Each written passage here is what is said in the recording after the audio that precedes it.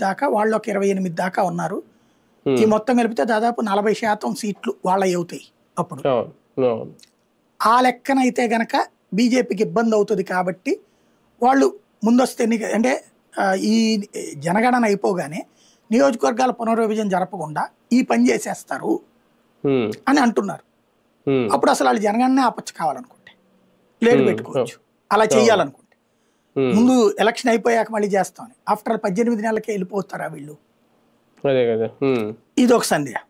రెండోది ఎస్సీ ఎస్టీలు బీజేపీకి వ్యతిరేకం అన్న కోణంలో వాళ్ళు మాట్లాడుతున్నారు. కానీ హ్మ్. హ్మ్. భారతదేశంలో ఎమ్మెల్యేలు ఎంపీల సంఖ్యలో ప్రజాప్రతినిధుల సంఖ్యలో ఎస్సీ ఎస్టీలు అత్యధికంగా ఉన్న పార్టీ బీజేపీ. హ్మ్. ఉత్తర భారతదేశంలో ఎస్సీ ఎస్టీ సీట్లు అత్యధికంగా గెలుచుకుంది. 2/3 కాదు 85% గెలుచుకుంటుంది బీజేపీ. ఆ సీట్లు హ్మ్. పెరిగితే బీజేపీకి ఫెచ్చింగ్ కదా. అవును. ఇప్పుడు ఒరిస్సా హ్మ్. ఏంటి? ఎస్టీలు ఎక్కువగా ఉండే ప్రాంతం. హ్మ్. గెలిచింది బీజేపీనే కదా. ఈశాన్య అవును. రాష్ట్రాలు ఏంటి? ఎస్టీలు ఉండే ప్రాంతం. హ్మ్. గెలిచింది బీజేపీనే కదా అక్కడ ఎక్కువ రాష్ట్రాల్లో. అవును. హ్మ్. అట్లాగే ఉత్తరప్రదేశ్, మధ్యప్రదేశ్, రాజస్థాన్, ఛత్తీస్గఢ్ ఇట్లాంటి చోట్ల గెలిచింది వాళ్ళే కదా. అవును. ఇప్పుడు బీజేపీ ఎస్టీ ముఖ్యమంత్రులు కూడా చేసింది. హ్మ్. ఇదివరకు రమణ్ సింగ్ లాంటి వాడిని తీసేసి ఛత్తీస్గఢ్లో ముఖ్యమంత్రిని చేసింది కదా.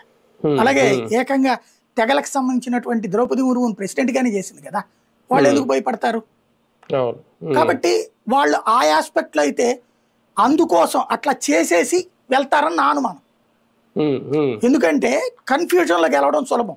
మీరు హ్మ్. 2009లో కాంగ్రెస్ గెలిచింది రెండోసారి. అందుకే అందరూ అనుకుంటున్నారు కాంగ్రెస్ ఏదో భారీగా పాలన చేసిందని. పాలన చేసి పీకింది కాదు అది. ఆ రోజున 2009లో దేశవ్యాప్తంగా నియోజకవర్గాలు